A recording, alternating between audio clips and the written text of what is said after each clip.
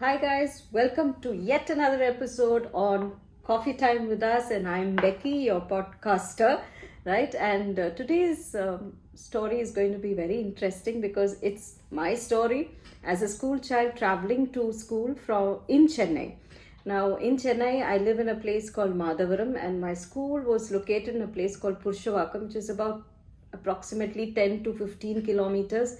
And I used to travel by government buses, which was called Pallavan buses at that point of time. And my bus route number was 64. So, my favorite number, because every time I saw 64, it brought memories back. And I thought I'd like to share this with you because that was the time when I learned a lot of things about myself and how to interact with people on buses.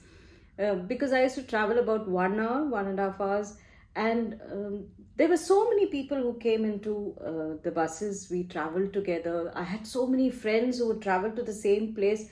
We would take the bus about 6:30 in the morning, so you can imagine the bus will be empty. No, we are there, and we had a lot of passengers who were people who were selling vegetables in our markets in Chennai, and they would carry fresh vegetables from Madhavaram because you had greens growing there. You had all these farms that would produce these fresh vegetables, and they would take it in big baskets covered with sackcloth, and it'll be wet, and all the greens.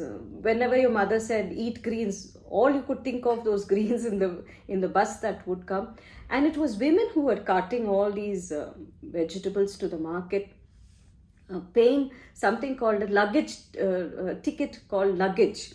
I don't know if it still exists right now, but they used to pay for their ticket as well and for luggage ticket, and they would line up the entire thing in the bus, and we had very little space, so we had to coordinate and sit, and it was fun because I was very particular about not getting my shoes dirty. I used to wear white shoes, and my school was very particular that it should be clean and white.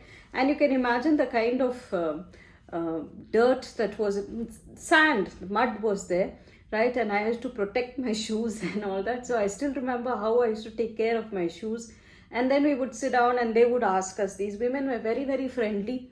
They would talk to us. They would tell us, did you eat, what did you study, and things like that. And we would interact with them, and they would till our place they would travel with us.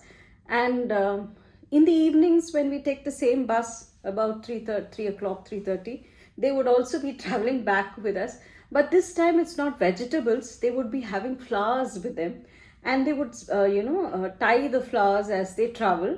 1 hour, 1.5 hours, they would they would buy these flowers from a place called Flower Bazaar in Chennai. I don't know how many of you know.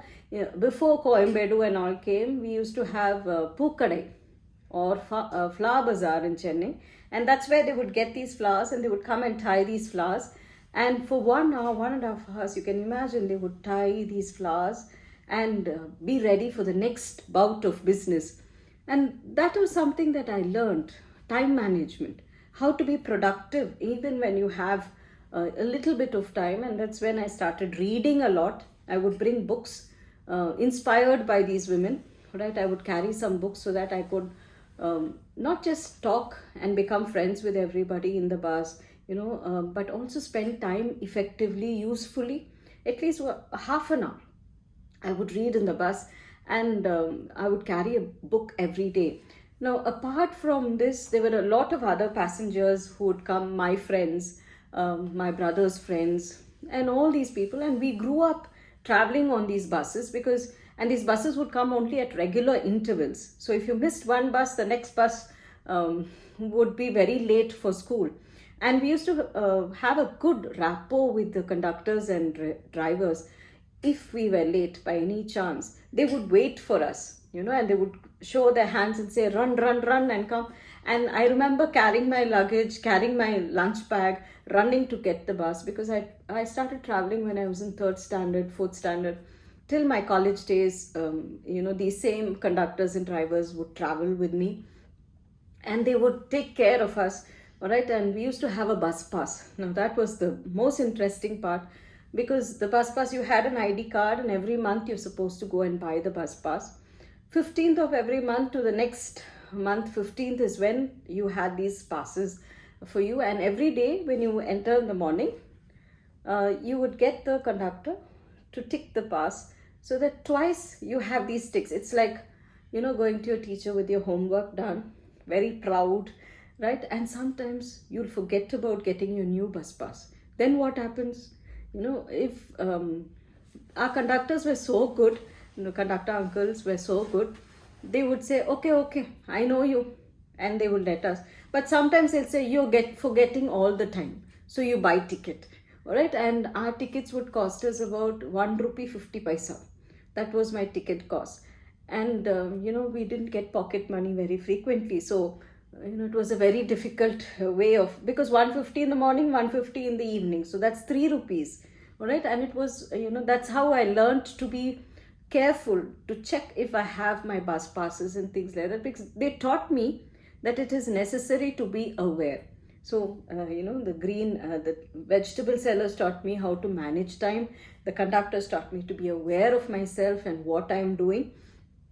And then, when you travel, of course, you meet a lot of people. And there are people who would try to, as everybody would have traveled in government buses, would try to physically disturb you. And of course, every girl child goes through it. It's not something very proud to be proud of, right? And it's not something that, but it happens, right? And we were very, very blessed, I would say, me and my friends, because we had a group of boys who grew up with us, and they would protect us from all these men, right? They would come and stand behind us, or they would ask them, what, can't you move in? All right, questions like that, and they'll send them away. But most of the time they would do that, but sometimes we would get caught. And of course, we had our own defense methods, right? We would have safety pins, we would have compass in our hands, right? And we would stamp their feet, elbow them, push them with our bags. We'll wear our bags and not give it to anybody, because that was like an armor for us. We would be protected. And yes, I'm sure, I hope all this has stopped, at least now, because as time goes on, people change. And my travel in these buses, even when I used to travel late night in the sense of after 6, 7, I used to reach home by 7, 7:30. It was an experience that taught me to take care of myself and to be aware of what is happening around me. And nowadays we see that as parents, we ourselves restrict our children from traveling, right? And we arrange for autos to go to school, or arrange for school buses. But aren't we actually not giving them the opportunity to grow, to understand themselves? Maybe we should try taking them with us when we travel, try to introduce them to different modes of traveling, and that will help them develop their social interaction skills. They'll get to know this is how the world lives, the world outside is, and also inculcate the habit of reading in them, because reading and traveling is something that will help them grow and develop themselves in a most wonderful way. And these opportunities that we had as children to travel in buses and travel in other modes of transport developed us, shaped us. Shouldn't we also give our children a chance to shape themselves, not just by looking at media, and not just hearsay, and not just seeing what is happening, but also to experience. And that experience only we can give, because whatever you teach is not enough unless they feel what they learn. So try traveling with your children, give them the exposure, let them learn by experiencing a lot of things around them in this world, by traveling and by reading. So next podcast, I'll see you with another subject. Please do subscribe our channel, Coffee Time with Us. We'll come up with a lot more information and discussion topics. Please do comment and give us your suggestions. Thank you.